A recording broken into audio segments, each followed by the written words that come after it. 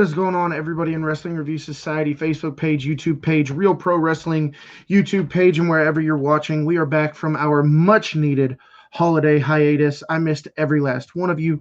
Thank you for being here tonight. We have a very special interview set up. As most of you saw 2 weeks ago, we had the watch-along with Zach Monstar in the Chicago Street Fight, where he faced none other than Bud Heavy at Real Pro Wrestling, Chicago Boy Bar and Grill in Fort Myers, Florida. Tonight, we have the second half of that match joining us, Mr. Bud Heavy himself. And this guy's interesting, to say the least. I've been a ring announcer for all of a couple months, and he's the only person to hit me with a microphone. But either way, that's neither here nor there. I want to take a quick second to plug our amazing sponsors who make this show happen each and every single week. First of which, you'll notice it's scrolling at the bottom of the screen, the Coldest Water. Guys, these water bottles are absolutely amazing. They have stuff for guys, stuff for the ladies, stuff for the kids. Whatever you guys need, make sure you go to thecoldestwater.com to get some of their amazing water bottles, coffee, ice packs, athletic wear, whatever it is they have, and go to the Coldest Water / the Coldest 60 giveaway to register for their giveaway, where they will be giving 15 lucky people an absolute free water bottle. And if you want to get your hands on any of their other products, like their coffee, t-shirts, or anything like that, use promo code wrestling at checkout to save 10%. Guys, we have another amazing sponsor that just joined our team.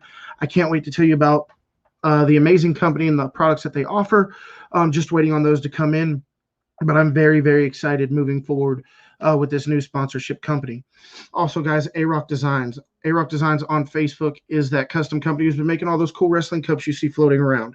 So if you want to get any custom merchandise, make sure you go to A-Rock Designs on Facebook and place your orders today. Lastly, guys, make sure you go to storefrontier.com/Wrestling Review Society to score some of our amazing merch. We have a variety of different t-shirts, our most recent one being the WRS Club shirt, and everybody's absolute favorite, the Wrestle Hub shirt. You can get those in t-shirts, hoodies, long sleeves, short sleeves, even face masks. So go to storefrontier.com and check out all of our amazing merch, storefrontier.com/Wrestling Review Society. With that being said, guys, I don't want to waste any more time. I've been looking forward to this, especially how the last interview ended. We're going to get into all of that. We're going to get into, his career, his achievements, and this real life heat between somebody who's become a show favorite in Zach Monstar. But this show is about him, not Zach. So we're going to start out with all the good stuff. Ladies and gentlemen, my guest at this time, he is a bear in a beer pond, whatever the hell that means. Bud Heavy. What's up, Kevin? Bud, what's up, man? Living the dream, brother. So let's just go ahead and get off on the right foot. I forgive you for hitting me with a microphone. Heat of the moment, I get it. We'll move right past that. Sure, if that's what you're willing to do. I don't care whether you take it or not. Oh, I expected nothing less. Anyway, but yeah, I've got to start off, man. Starting the night off right, huh? Oh, it's already been going, buddy. You have a very beautiful addition to your family. Congratulations, man. How does it feel? Dude, it's absolutely amazing, man. This is number 2 for me, and it's it never gets any better, man. Nothing feels the same than seeing your daughter or your son for the first time. It's mind blowing. So is this your first girl or what do you have? My first girl. Yeah, I have a boy, and then he's 4.5 years old. He's more than 4.5. He'll be 5 in March, and then now we have the girl. Congratulations, man. I was very touched to hear about it. In pro wrestling, there's so much ego involved. It's very easy for people to have friction, but real life, man, welcoming your new child into this world, man, I could not be happier for you, man to man. Congratulations. I've got 4 boys of my own, and no 2 days are ever the same. But you said your son is like 5 years old. Is he into wrestling too? He absolutely is, man. It's one of his favorite things is watching it with me. He just sits there and gawks at the TV, never stops asking questions. When he gets the opportunity to, which has been a few times, he gets in the ring and does everything he can, from cross bodies to drop kicks. He does shotgun drop kicks better than most workers do. Just starting him out early, huh? Yeah, man, that's the goal, dude. That's the goal. My 6-year-old hits a mean frog splash every chance he gets. Like sometimes, like whenever I'm watching TV, I just like to lay on the floor in the living room. Oh, yeah. I can't lay on the floor without being jumped on by 3, if not all 4 of my kids. it's an absolute madhouse. I get it. He does the coup de grace, the double stomp. Mm-hmm. And it feels like two knives just going through your chest. He only weighs like 35 pounds, but it doesn't matter. I swear, it hurts so bad. I got Like, you, man. So, for the people who don't know who you are and the people who are just now tuning in, tell everybody a little bit about yourself. Who is Bud Heavy? How'd you get into pro wrestling? When did you discover it? And give us a little story on your transition into pro wrestling. yeah, dude. I've been a fan since I was, since I can remember. My dad, the first time I remember, thank you, Daniel, by the way. Thank you. The first time that I remember seeing wrestling in person was my dad took me to a WCW show, and I sat front row, and Ric Flair was there, and it was rad, man. Just seeing the interaction. It was a house show, so there was no TV, so they were interacting with the crowd, and afterwards we stayed a little longer, and I got to meet Rick, and I told my dad at that moment, I said, Dad, that's gonna be me one day. Like I want to be that, and it tapered off around about 17, 18, girls. That's what happens. Puberty. Yeah, exactly. And I got with my current wife. We've been together since I was 16 years old. Um, Congratulations, man. Thank you. I love her with all my heart. She's my rock. But so when I got with her, I faded off of wrestling for a while, and on and off I came back, and then about 28, man, I made the joke to her. I was like, I could do that. I know I can. And she's like, I bet you could, but you wouldn't because you're a wuss. And I was like, bet I can do it. So she went. I'll be damned if she didn't go and find the school, the Team 30 Academy, Bubba Ray Dudley and Devon Dudley, and found it and set up a tour. And like the next week woke me up on a Wednesday. It was like, get up, we're going to Orlando. You're going to go train. And taught me and assigned me up. And I started training a week later. That school didn't work out just due to like driving. I got injured, tore my bicep, and I was out for about 6 months. And I said I was done. I didn't really want to do it. I thought it wasn't for me. You know what I mean? Like, you get injured that early on, it's really discouraging. And then I went to Super Card of Honor. God, I can't remember what year. And Jay Lethal had a talking thing. He was doing, interviews, and someone asked him what his favorite thing to do is, and it was obviously his favorite thing to do is teaching. And I was like, teaching where? And he had a school in Tampa. And so, yet again, here comes the wife. She did everything she could to find out where it was and put me in the right contacts, and here I am. I trained. It took about 7 months of training, and then made my debut match 4 years ago now, and it's been a blast, dude. I wouldn't have it any other way, man. I don't know what I'd do without it. It's the only thing that keeps my head on straight. No, man. I couldn't agree more. I mean, I haven't gone to wrestling school like you have, or anything like that, but I know what it's like to have passion for something. I know what it's like to look at something and say, this is what you want to do for the rest of your life, and you're not going to take no for an answer. So I more than understand that drive and that hunger, and it's always nice to have that support system, because when you're doing it by yourself, you don't know, am I hurting my family? Am I making them suffer by doing this? Are they paying for me to live my dream? But when you have that person supporting you, it makes it that much easier. Yeah, it's amazing, because she's the one that told me, I was getting so many bookings, it was interfering with the job, which is natural to happen. And it was actually a trip to MLW, Major League Wrestling, and they were gonna not allow me to go just because I couldn't get off. And she was like, "That's it. I've had enough of this. You got to quit. You just got to do this wrestling thing 110%." And I was like, "Excuse me, what? Like, that I don't make that much money?" And she was like, "Listen, we'll hustle. We'll figure everything out. Go to MLW. Go get your opportunity. Take it, and run with it, man." And I did. And if it wasn't for that, man, I don't know what I'd probably still be just cashiering somewhere random and missed out on an MLW opportunity.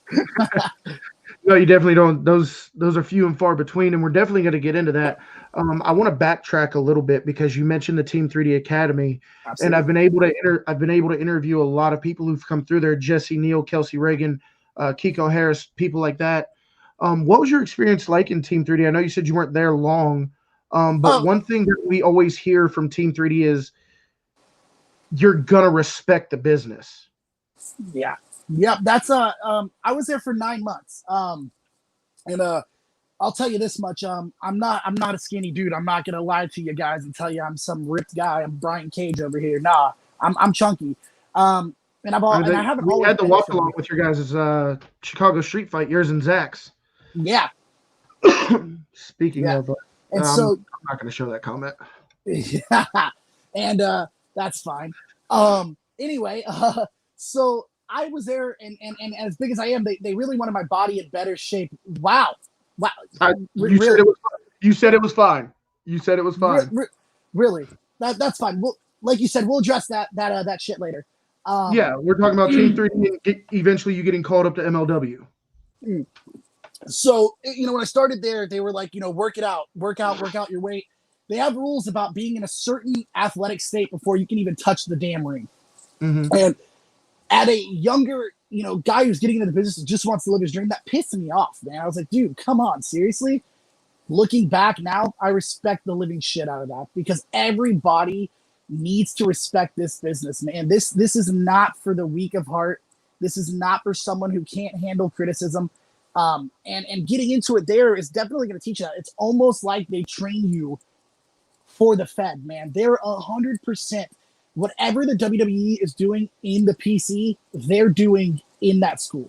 Those guys are running the same drills, running everything the same. The bumps, the lifting, everything is the same. They want to see you succeed, and they're not going to have anything else but success for you. And it's weird because the difference between schools is always going to be big. Everybody teaches different, but Devon, he's very, very serious about the small things, the psychology of the business. Even hell, wiping your feet before you get in the ring, the thing that most people forget about. And you'll see me crazy. Me too, dude. It's so disrespectful. And I'm a guy who does, I do death matches, and you'll see me wipe my feet before I get in the goddamn ring, and there's glass everywhere. It's just the thing it instilled in me, man. You'll wipe your feet before you get in the ring, but you also leave 2 pounds of blood in the ring too. Fair enough. Yes, I do. Well, now this is going to be bouncing back and forth a little bit, but we do have some questions coming in from our live audience, first of which being Daniel Smith. Daniel's a great supporter of the show. He literally watches every single episode, supports everybody that's on here. So Daniel, thanks for watching. Thanks for, helping us with our return. Had to have a much needed break for the holidays, but thank you for being here. He says, who is your idol in pro wrestling? Dusty Rhodes, man. No doubt in my mind. I can answer that right off the bat. Dude, does the Hard Times promo still not give you goosebumps? I just watched it the other day, dude. Every time. And and I've watched even the stuff when he was getting a lot older, his time spent in MLW, wrestling Carino, all those guys, man. That dude figured out that even though he was hurt and could barely do what he was doing, still learned how to work better than anyone in that locker room. And that I aspire to, if I can make it to 50 years old and can't hardly walk, but I can still outwork you little 23-year-olds. That's where I want to be. Dude, it's absolutely awesome. I follow a wrestling community on TikTok, and somebody had posted a question, said, what wrestling promo still hits with you? And somebody said that it was the Hard Times promo, and I just commented on it. I was like, that is the only right answer. And you were talking about it earlier. You're not a small guy. You're a chunkier dude. But, Dusty Rhodes said it best. My belly's just a little big. My hiney's just a little big, but I'm bad, and they know I'm bad. That's what's up. Exactly. Dude, that promo still freaking hits. So, I don't want to just blow by MLW, man. That's absolutely amazing. Congratulations on that. Talk to us how you got the call for that and what it was like. Now, was that when you got called for MLW, was that the biggest stage you've been called to at that point? Absolutely. Okay, so talk to us about getting the call and it becoming real that, hey, MLW knows who the hell I am, because dude, I still get butterflies whenever somebody reaches out to do an interview. I'm like, this person knows who I am. So for you to get that call saying that MLW knows who you are and they want you and they're interested in you, and then talk to us about what it was like being at MLW. So the first time that I worked for them was their first pay-per-view they did in Chicago. And Dax the Axe, Tampa Bay Pro Wrestling owner, he's all around the Florida Indies a little bit. He just so happened to have a connect, and he said, dude, do you want to go up there and wrestle? And I was like, are you freaking kidding me? Like, of course I do. Well, it's in Chicago, so I got to make the 17-hour drive. And as I make that drive, any drunk promo is always a good promo. Jake Roberts is always gonna be one of the absolute best promos. Best promos in the business, dude. Him, Dusty, and Piper are untouchable. Couldn't agree more. Absolutely. And he's also looked over now. He doesn't get used properly. That might be the only time we agree. So anyway, so I made the drive and got there, and I knew that I was going to be wrestling, and I knew that I was going to be wrestling Dax, and that's scary enough. The guy it's a monster, but they didn't tell me that there was going to be well over 3,000 people there, and having come from highest crowd at that point being 600, we had stepped up a notch there. So I had never done TV time. You know, like they're running with the ref and the earpiece and everything's so like, you know, everything's in order and it's got to be done a certain way. They said this is the finish, this is how we want it to get over. This is it, and so I go out there and I do my thing, man, and I remember laying down, you know, obviously taking the 1, 2, 3, and get to the back, and Dr. Tom Pritchard was Great there. guy. Yeah, pulls me aside. And he tells me, he said, you've got something, kid. You've got something. And I remember going, who the hell am I? Like, I'm standing here talking to Tom Pritchard. So he's telling me you've got something. And then out of nowhere comes Harry, Davey Boy Smith Jr., the British Bulldog's son. And he says the same thing, brother, that was awesome. You know, that was great. And I'm thinking, holy shit, like, what? You know, so that opportunity came and went. It was great. Everything went great. And I got a little more bookings after that. Obviously, that's bound to happen. And then they, you know, the pandemic goes down, and I had a lot of WrestleMania bookings, man. I had 3 death matches and then like 4 or 5 other regular matches. I was all booked up, dude. A lot of blood was going to be shed that weekend and a lot of money was going to be made. But obviously, you know, that didn't happen. Is it fair to say a lot of beer was going to be bought? Yeah. Oh God, a lot of bars make dry, bro. But so I said, you know, they contacted us about they were going to do a taping in Orlando, and so I was like, I would love to be a part of that if you guys will have me. I contacted my contact for the Chicago one, and he was like, abso-fucking-lutely, you know, excuse my language. And so he said, come on out. And so I ended up, you know, there and wrestling a big guy named, you know, Mads Kroger. If you watched the couple weeks ago, it was on TV. I got my ass handed to me. And then there's one more coming up. I can't really spoil that one for anyone, but let me just tell you this. When it airs, I think it'll go viral. Because he usually goes viral with very, I don't know how to say it, unsafe looking things. And so hopefully this will go big. But after that, they were like, listen, like, we appreciate everything. And I was there for 3 days, you know, they're like, we appreciate everything. Right now is pandemic, you know, we're not going to be running for whatever period of time. But please don't do anything drastic.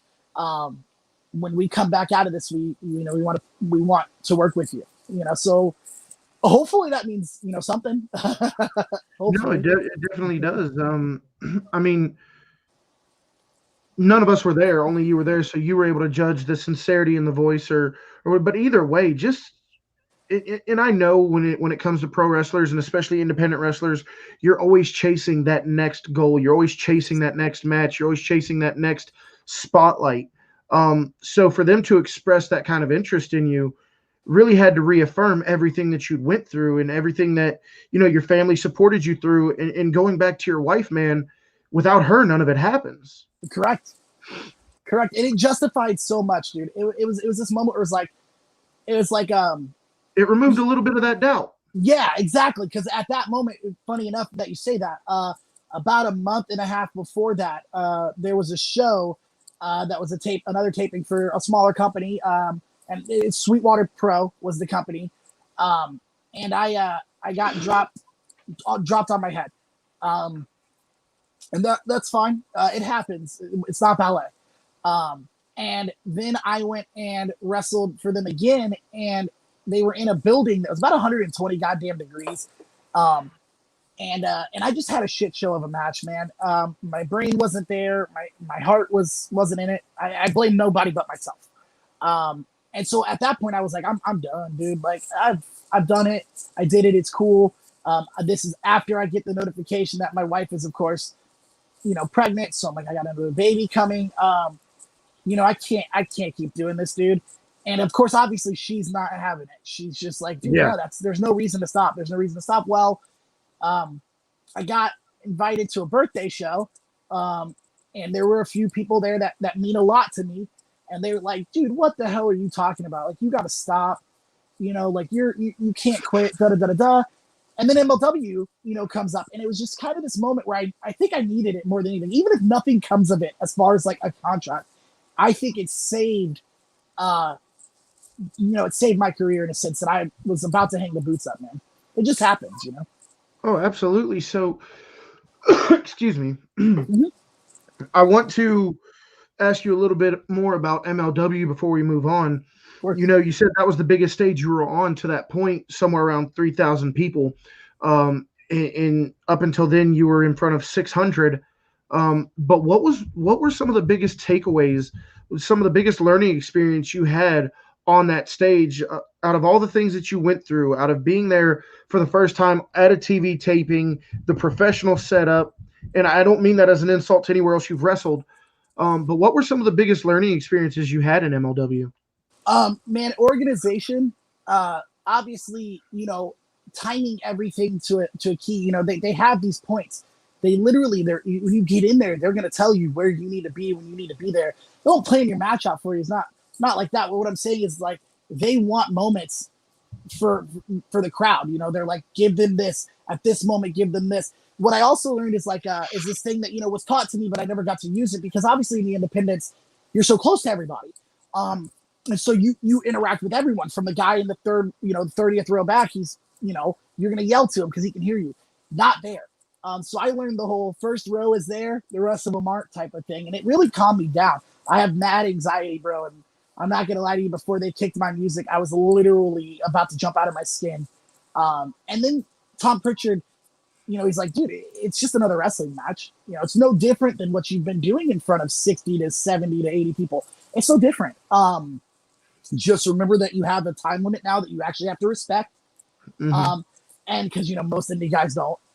And also, I wonder who that might be, bud. Yeah, right. Yeah, we know who it is. And just to remember that, to have fun. And so check this out.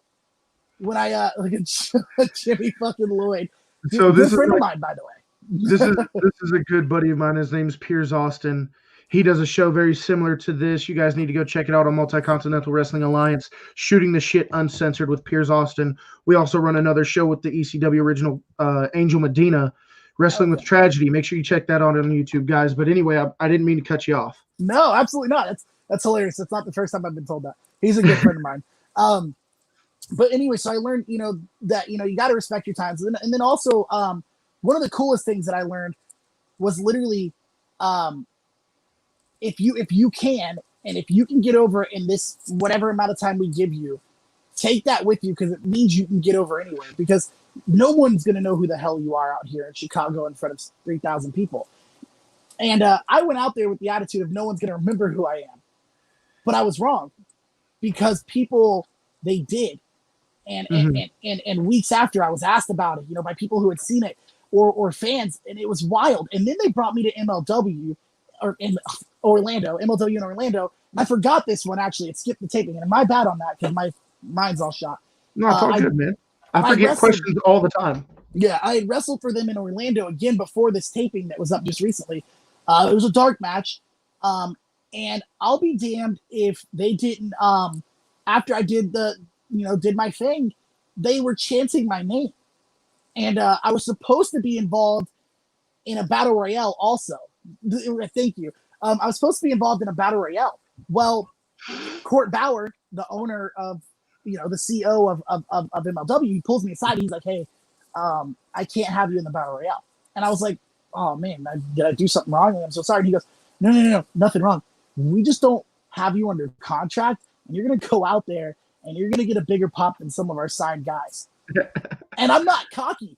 Please tell me I'm not telling you guys this to get myself over by any means But necessary. how does that feel, man? It was stomach churning. I was like, no, get the fuck out of here, right? Like you're lying.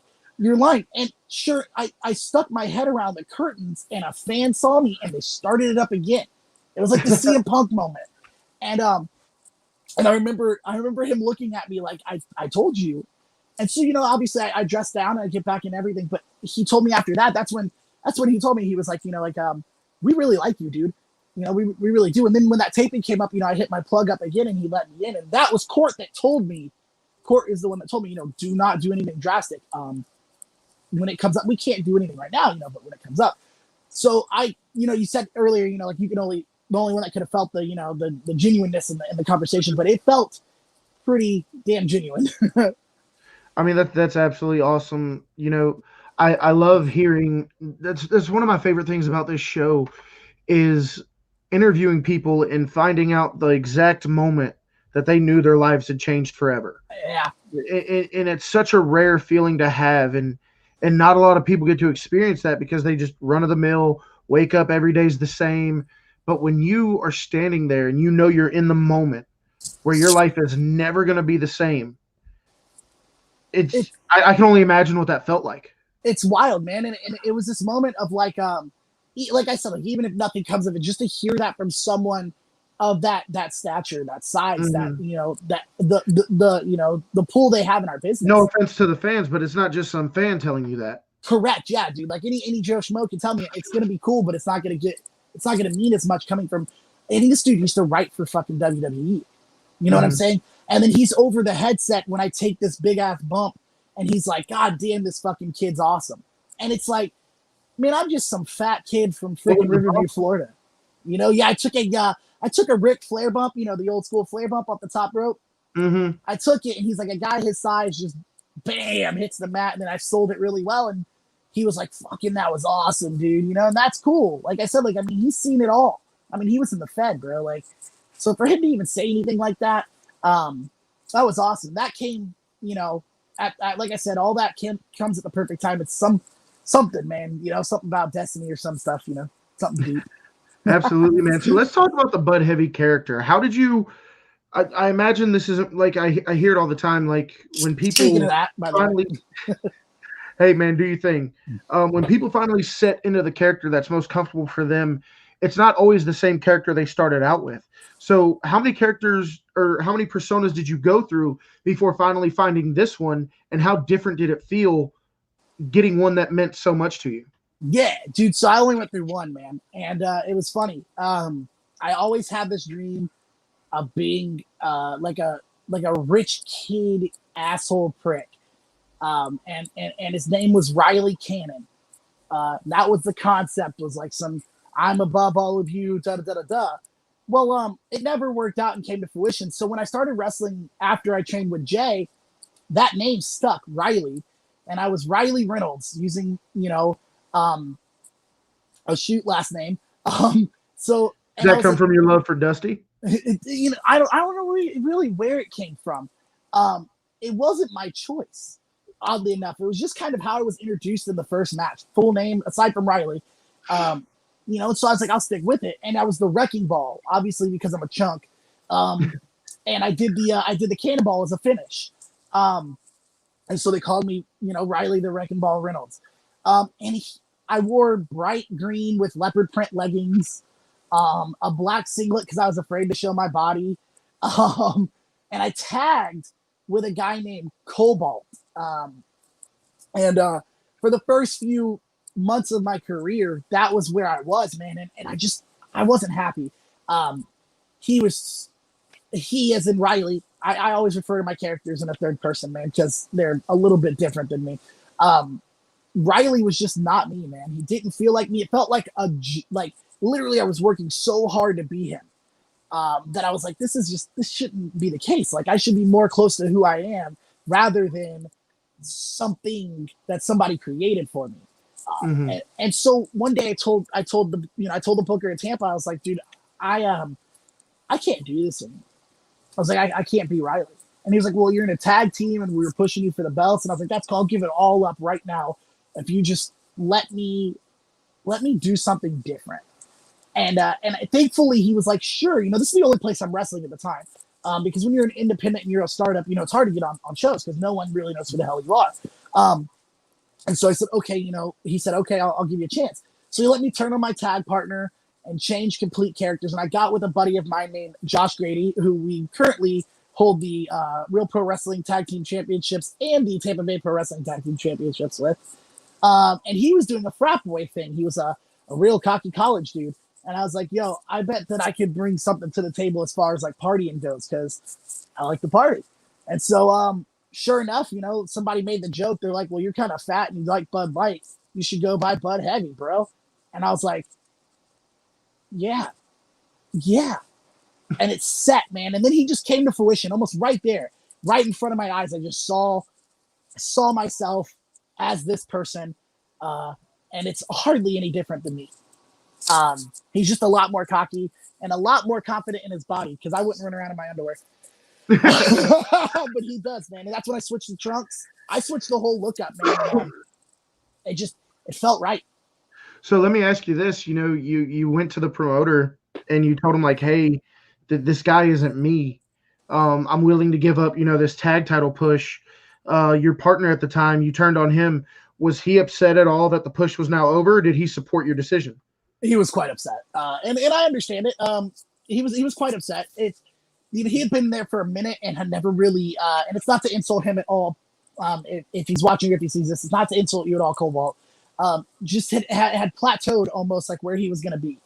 And when he found me, he was like, "All right, here's some new energy. Let's liven up what we're doing." And it worked. It did. It worked, man. I mean, we got over for the most part, but over in a sense that, like I said, it felt like work, and it just didn't feel natural. And so when I told him that, I didn't tell him that. I told the promoter first, and I think that did it got to him a little bit. But sometimes you just got to do things, man. I don't say it was the nicest thing to do, but in this business, sometimes you just have to be selfish and think for yourself, and the better of your mental health and or your in-ring and out-of-ring health. No, man, absolutely. Now, I got to talk to you about an incident that happened at Real Pro Wrestling last month. And it's kind of a two-part question. First off, how did you know you wanted to go in this direction of absolutely pushing people to the point where they want to hurt you? Because at Real Pro Wrestling this last show, not one, but two guys tried to rush the ring during your match to, for lack of a better term, fuck you up. Dude, I've just always been 110% or not at all, man. And if it comes to pissing people off, I'll do it 110%. It's not the first time I've had someone rush the ring. I had one in Georgia. He actually got in. Biggest mistake of his life. I don't suggest that. Our next question was, did anybody make it farther than those two? Oh yeah, he made it straight up in the ring, slid right. I insulted the Atlanta Braves. And obviously that'll set some people off, I guess. And my dude jumped in the ring and got his shit rocked. You should have went after the Georgia Bulldogs. We didn't think about the Bulldogs. A lot of people are sensitive about their dogs, aren't they? Yeah. I know they love them. Well, I didn't even think about it when I said it. It just came out. It was so natural because, fuck that guy, right? He already started yelling at me, so I'm gonna yell back. And that's one thing that I take from the old days, man, the back in the day, if you will. Man, that one guy that's going to target you, target him back, man, because you can insult a whole crowd, but if no one's really acknowledging the insults, well, then you just seem like some idiot who's yelling stupid shit. But when someone, you know who else does that? A guy by the name of Nick Aldis, the current NWA heavyweight champion, he'll do the same shit. Yep, you'll notice that the guys that are good at what they do, that's what they do. When they find the one guy who is insulting them back or saying stuff back or even, encouraging it, if you will, that's what you do. You hit that guy, because the more you insult that guy, the more the crowd's going to be like, wow, fuck this guy. And that's what happened there, man. Those two guys, right off the bat, someone called me a fat fuck. And that was homeboy in the red Thrasher shirt. Yeah. Fucking Thrasher shirts, dude. Yep. And I knew right away. I said, okay, you're going to call me fat? That's cool. You're a loser in a Thrasher shirt. Then later on down the line, that's the kid that rushed the ring with a chair. Mm-hmm. All because I said some very nasty things about his girlfriend, but of course you did. So I gotta ask, you said a fan actually made it in the ring when you were in Georgia. Yeah. What goes through your mind when someone actually gets in the ring? Is there like a moment of, is this really happening? Is it just straight, I'm gonna rock your shit? Like, what goes through your mind when somebody actually makes it into the ring? Honest to God, he's coming down the stairs, and I'm thinking, this is the first time this has ever happened. I'm thinking, I got so much heat. Dude's coming. Dude's gonna get to the front row and stop. Dude passes the front row. And I'm like, is this real? Goes to get up, and I'm thinking, I'm looking around like, is there anybody that's gonna help me? Like, is there no security? There's a cop there, but the cop's on the other side of the ring. Off too? Probably, to be honest, because he didn't do shit. So in comes homeboy, and he gets his head under the ring, and obviously I'm just like, I'm going home tonight. Like, I'm if you got something on you that is gonna take me out, I'm taking you out first, because I got kids. A Thrasher shirt, maybe dude can get an updated shirt. Word, that's exactly what I said. I was like, look at this loser in a Thrasher shirt. Like, who still wears Thrasher? Anyway, this is one of my good buddies, James Perry, another person who watches the show all the time. James, thanks for being here, bud. Thanks for the comment. Thanks for the support. Yeah, much appreciated, brother. So he gets in, and I'm just like, well, I'm gonna kick him in the head. And so I go to kick him, and he gets yanked. He would have beat up a carrot. You think you would have beat me up, really? Really? I think he's referring to the guy in the crowd. Yeah. Oh, I'm sure who he's referring to, because he was right there when it happened, and that dude stood no chance. I mean, be honest with yourself. Really, you're getting in the ring with, honestly, one of the best wrestlers in the state of Florida. And I don't think I'm just gonna work you over in front of everybody and embarrass you, dude. If you would have made it in that ring, if that guy would have made it in the ring, if you wouldn't have stopped him, you'd have had to pick him up off the floor. I will say, you spent quite a bit of the interview telling people, like, you're not the skinniest guy, you're not the smallest guy, but I watched your match with Zach. As you know, I was right there. I was the ring announcer. You've got a pretty good gas tank. Like, your cardio is legit, man. Thank you. I haven't always been fat. I was a skinny. None of us have. I was a skinny little dude up until I was about 26, 27. And then dad life hit, and beer, dad life, and that's about it. Absolutely. dad life and beer, that'll get you there. I swear, man, it's like it's weird. I watched it change, and I was like, damn, look at those pictures when I was skinny. Holy God, look at me now.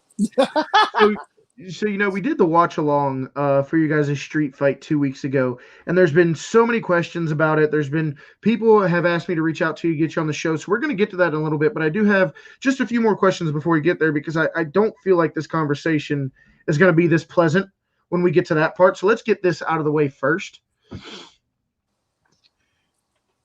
How long have you been in pro wrestling? How many years now? 4. Okay, so 4 years into the business, not a crazy amount of time, but definitely enough time to see some shit. If there was a bit of advice you can go back and give yourself 4 years ago when you were starting, the person you are now could go back and give that person some advice, what would that be? Shut up and listen. Jesse Neal said the exact same thing. Shut up and listen. Man, I have a habit of talking people's ears off or defending myself when I'm not being attacked. Meaning, like, someone's giving me criticism. I went and wrestled for QT Marshall, and he was giving me criticism, and I was trying to counteract his criticism with my reasons. Like, I look back and I'm like, dude, just shut up and listen. Like, this is fucking QT Marshall. Like, Ring of Honor, QT Marshall. Like, also... Now a head trainer at the Nightmare Factory. I was going to say now head trainer at Nightmare Factory and on AEW TV. And I didn't shut up and listen. And that's one of my biggest regrets, man. And as an adult with a child, I'm sure that you're aware that you want your kids to do the same thing. Just shut up and listen. Just do what I told you to do. There's a reason I'm doing this. Like, I'm not being a jerk, But I thought, to be honest with you, he was. And or it was just like, I don't know, maybe having an anxiety attack at the same time. Who knows, dude? But yeah, that's it. Shut up and listen, man. So another thing I wanted to ask you was, being 4 years into the business, wrestling with MLW, wrestling all over Florida, who are some of the opponents that really stand out to you that you've got to wrestle with, and who've been some of your favorites to this point? Oh, dude, there's so many. It's almost Romy, disrespectful to ask because you can't name them all. It's such a loaded question. it is a loaded question, but there've been a chosen few, man, that have stood out for me. Romeo Quevedo, you guys have probably seen him everywhere. Romeo really put me on another level that I didn't think I could work at. He was like, "This is what we're doing," and he starts calling this stuff, and I'm just thinking like, I'm all I heard was lock up, and that was and he was the stiffest person I've ever been in the ring with, and I'm fine with being stiff, brother, but when you kick me so hard that your shoelaces ripped flesh off of my chest, that's some stiff shit. And I had wrestled him just about a week after when he broke someone's orbital bone with an enziguri, and I took the same fucking enziguri. Scary, and I didn't put my hand up or nothing. The scariest moment of my life. I remember sitting there going, "This is it." He stands out for me. There's a tag team out there called the Midnight Tribe. I trained with this guy. I trained with both of them actually, but Trey is his name, and he's a Jackson Zane is his wrestling name, or not Jackson Zane. I'm sorry. Yeah, I think it's right. He's changed it now. I don't remember anymore. But either way, Trey is probably one of my favorite, man. And I better mention you, even though I hate you. I will give you this. Zach has put me in a place that I wasn't before. Again, another guy that said, "This is what we're doing," and I was thinking, I can't do this, and I did it, and now it's like the master is going to be surpassed by the student, if you will. That's just how I feel about it with him. But he's definitely up there. There's a lot though, man. Like you said, it's a loaded question, man. So I've got two final questions for you, and then we're going to get into more of what Zach was saying. The first one coming from James Perry watching the show. He says, "Who would your dream opponent be for AEW, WWE?" But I'll extend that question in general, whether it be Impact, somebody on the Indies. Who is on your wish list? Shit. As far Another as loaded question. Yeah, as far as on the Indies, there's a lot, and a lot of them are just so happen to be deathmatch guys at this current point. G Raver is on the dream list, and then the master of it all, man, fucking Masada. The Ultraviolet Beast is just, man. When I got into wrestling, even like when I got back into it, I watched Masada so much, and to know that he's trained by Shawn Michaels and he goes out there and he does these death matches for fun is like kind of where I am. I don't do this because I have to. I do this because I want to. He's such a good worker. He doesn't have to do this, but he wants to. And that I idolize the most. Schlack is another deathmatch guy that's on my list. Then to step out of the indies, if we go back into like WWE and AEW, man, Chuck Taylor, best friends, AEW dude. Chuck Taylor, I lived in Kentucky for 4 years, and I lived in Murray, Kentucky, where Chuck is from. And he's known. He's a little local hero, and it's wild. Chuck is one of them, and then I have to say it, Eddie Kingston from AEW. Man, dude, like Eddie can just work circles around anyone, man, and it's just amazing. And I think it goes without saying that, of course, obviously the Bucks and Cody and Kenny, they're all on that list, but I think they're on that list in the sense of almost an untouchable list. Or if you do get in there with them, I don't know how it's going to turn out as far as like, am I going to get shit in? But they're on that list for sure. WWE, man, it's hard. Adam Cole that's really the one, man, that stands out to me the most is Adam Cole. Okay, a very respectable list. Now, final question before we get into what happened at Real Pro Wrestling last month. And you kind of been hitting at this all night. Why deathmatch? And to add to that question, what do you think is the biggest misconception about deathmatches? Cool. This is a good question. Why deathmatch? I honestly, I don't like myself. I never have. And I think the punishment is a sick and twisted way of reminding me that I'm here. and I feel that rush, and there's nothing like it, man. It's honest to God, it's gonna sound sick, but it's so much fun.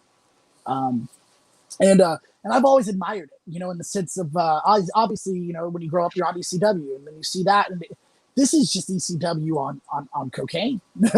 Like, I mean, to be honest with you, it's literally just another level above it. It's that much more nuts. It's like, I want to see someone go through that table. I want to see someone go through that table with light tubes on it. That's where we're at now. And I will say that is. You're very fucking wrong, by the way, Mr. Facebook user. Guys, we are using the platform StreamYard. If you want your name and photo to pop up like Mr. James Perry, hit that link above my head. Go to StreamYard/Facebook. Grant them permission to use your name and your photo. It takes 2 seconds, and then we'll be able to know exactly who you are. Yeah, I'd like to know who you are, because I think you're completely wrong. Anyway, it's just the most fun I've ever had in a ring, man. And I don't know why, but there's nothing fun about being bloody and cut up the next day and obviously healing those wounds, but something about it in the moment, man. And then obviously when you transition from regular wrestling to that, a lot of people get the mistake. This is to your biggest misconception of wrestling. Just because deathmatch wrestling, just because I do death matches doesn't mean that I'm a death match guy. Like, I can work. I can do other matches. I don't mind doing these matches, but for the love of God, don't say, well, we can't book Bud because he can't do death matches. The thing about deathmatch wrestling is, I believe when I watched somebody say something, they were like, deathmatch wrestlers don't know how to work, so they step into deathmatch wrestling because they can't really wrestle. Wrong. This False. is one of the guys. So he just went ahead and clicked the link, so now we can see who it is. This is one of the guys that was at the show last month. So this is Austin Strickland who made that comment. All right, Austin. Zach beat that ass. I still think you're wrong, but you're welcome for putting on a show for your daughters. It'll be something they remember, hopefully. Being a father myself, that means a lot. If they enjoyed it, then it was all worth it, man.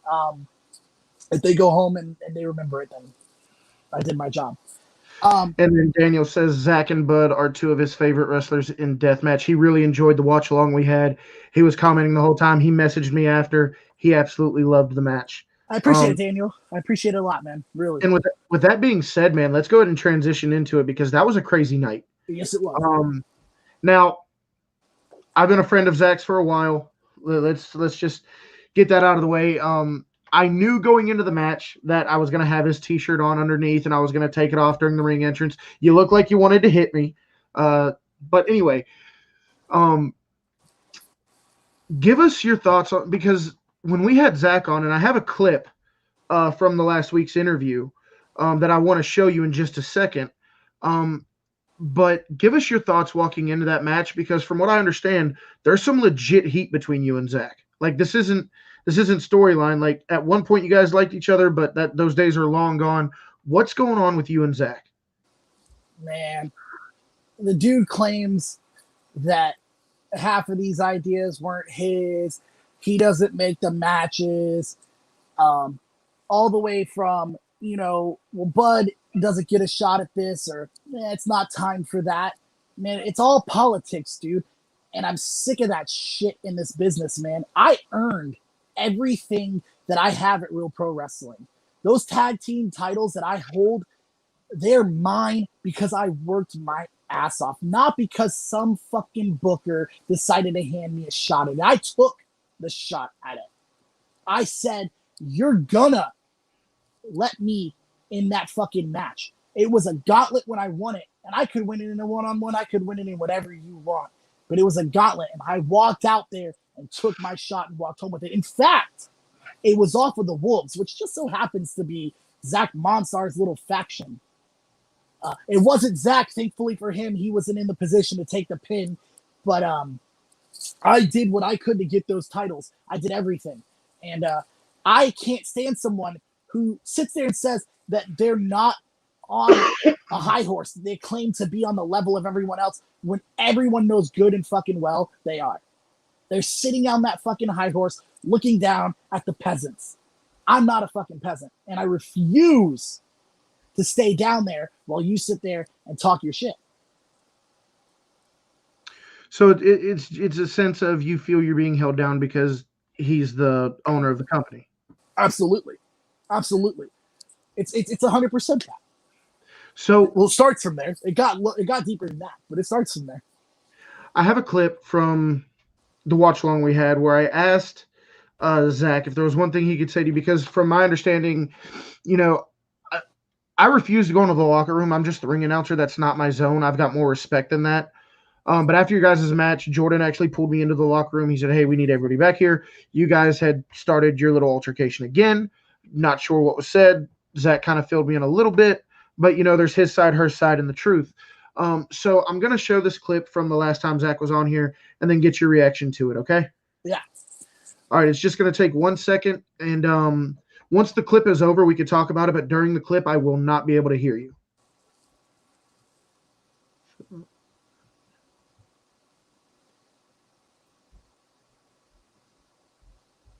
Shortly after. I'm going to be interviewing Bud Heavy on the show very soon. If there was one thing for you to say in retort to his comment, and I'm going to clip this, I'm going to show it on that interview. Just full disclosure, whatever you say, I am going to show him on the next interview that I have him on. What would you like to say to Bud in retort to him saying it's not over? You're right, Bud. It's not over. As long as you are breathing, it won't be over. Don't make any mistake about it. Hardcore division, real pro wrestling, Madhouse over everything. Guys, this has been this week's episode of The War. All right, Bud. So your reaction to what Zach had to say? You heard it. Madhouse over everything. Madhouse over everything. You're literally going to sit here and tell me you don't think that you're on some sort of a high horse, Zach? Like, you're not acting as if you own this company. We all know it. And when you say Madhouse over everything, you prove it. All your little boys and all your little friends, whoever's over with you in the back room is going to get a fucking shot at whatever they want. They can do whatever they want. Like I told you, in the back, after that match, just because you laid my shoulders down on that mat with luck, mind you, doesn't mean this is over. And you said it too. Oh, not until I'm done breathing. Buddy, trust me when I tell you, you'll be finished breathing before I am. So, last question, and then we're going to go ahead and wrap things up. First off, thank you so much for being here. Thank you for your time. I really do appreciate it. But moving forward with Real Pro Wrestling, everybody's thought, like whenever you talk to somebody who's a wrestler or somebody who wants to be a wrestler, they always say, it's the heavyweight title or nothing. It's they want the big prize. They want the big one. They want the one that matters. But for you, it's the hardcore that matters. Why is that belt so important to you? It's important to me because it makes people understand I am not a fucking toy. That what I do isn't a game. It's not a work. It's not a joke. Not a high horse, just on a higher level than you. My fucking ass on a higher level than you. On a higher level than me. Buddy, I am parallel to you, if not over. You have to understand something here. That title, it's a prop. It's there. I'm shooting for it, sure. And I'm going to put meaning behind it, unlike your ass did. But, that being said, any title that is around my waist is the only title that matters.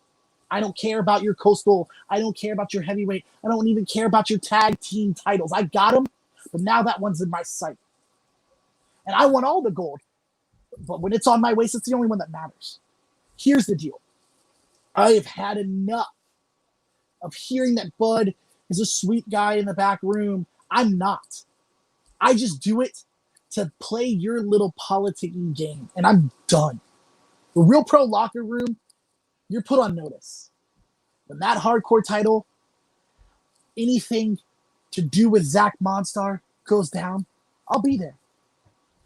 And if you have anything to say about it or stand in my way, then I'm just going to have to end you and pile drive you straight through the floor. But I want to thank you for being here on the show. We have one last comment coming in from Austin Strickland again. Says, we'll be at the next show with my daughter again and many, many more to come. Just don't know how you guys are going to top the last one, but I'm sure you will. But despite minding your feelings towards each other, I do respect you as an in-ring performer. You put on an amazing match. I mean, I walked away from that match not understanding how you both walked away, let alone fought again. But before you get out of here, man, please let everybody know where they can find you, follow you, keep up with your career and all the things you have to come. Hell yeah, dude. I appreciate that, Austin. I promise it'll be up. You can find me on Facebook at Bud Heavy. It's just Bud Heavy, or the other one, which is Bud Heavy Pro Wrestler. I can respond to messages on that one. For some odd reason, I can't on the other one. We got Twitter, which is Bud_Heavy. And then if you're into it, man, follow me on Twitch. It's twitch.tv/Bud_Heavy. I stream as much as I possibly can. And I just have a good time and drink a bunch of beer. Two things before we get out of here. Like I said, Daniel Smith is one of the biggest supporters of this show. He asks this question every time. He wants to know if he can have a shout out from Mr. Bud Heavy. You absolutely can, buddy. Thanks, Daniel Smith. I appreciate all the comments, asking all the questions, man. It means the world, for sure. With that being said, guys, this has been this week's episode of The War Room. And, you know, I kind of want to do something. I'm going to put you on the spot here because I don't want to keep going back and forth between these comments. The next Real Pro show is going to be January 16th. That is this upcoming Saturday, not this upcoming Saturday, but next Saturday, which means we have one more Thursday before the show. Would you be objective to coming on here next week with Zach and seeing how that plays out? Sure. If he's man enough to be on the other side, I am too. I have questions to ask him. Like, why, although he says he didn't, why didn't I get another shot at that hardcore? But I'm pretty sure I earned it. Now you got Boone, the Gator King, and you've got me in some sort of makeshift tag team saying that I have to defend my titles or you'll strip them off of me. Like, you didn't have anything to do with that. Again, here we are, you know, playing your games as if you don't have anything to do with making this match. We all know you did. You're scared. You're scared. So if you're not afraid to jump on the other side of this and talk to me like a fucking man, then I suggest you do so. And then I suggest that you man up and answer my questions when I ask them. So, guys, next week it is confirmed from Bud. I've already confirmed it with Zach. I told Zach I was going to ask Bud on here. They're both in agreement. Next week we will have both Bud Heavy and Zach Monstar. We're going to get answers to all those questions and more. Guys, a huge shout out to our sponsor, The Coldest Water. Make sure you guys go to The Coldest Water, thecoldestwater.com/coldest60 giveaway to register for their giveaway they're having. 15 people are going to receive an absolute free water bottle. And if you want to get your hands on any of their other amazing products like their coffee, t-shirts, ice packs, stuff like that, make sure you use promo code WRESTLING at checkout to save 10%. And let's be honest, guys, there's never been a better promo code than wrestling. That's all the reason to go buy one right there. But promo code WRESTLING to save 10% at checkout. Make sure you check out A-Rock Designs on Facebook and storefrontier.com/Wrestling Review Society to get your hands on all of our amazing merch, like our original Wrestle Hub shirt, our Wrestling and Chill shirt, and our newest release, the WRS Club shirt. Thank you guys so much. We'll be back next week. But if I can have one more second of your time when I end the live feed, I'd appreciate it. And we'll see you guys next week.